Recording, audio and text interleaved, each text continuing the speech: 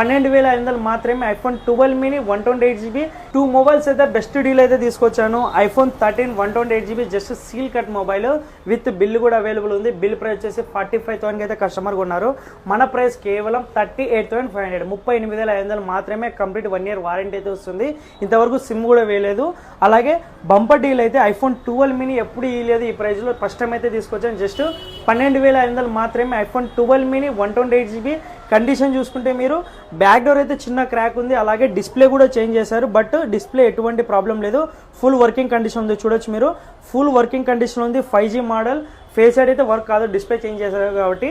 అలాగే బ్యాటరీ వచ్చేసి 76 అయితే ఉంది, బాగానే వస్తుంది ఛార్జింగ్ కూడా.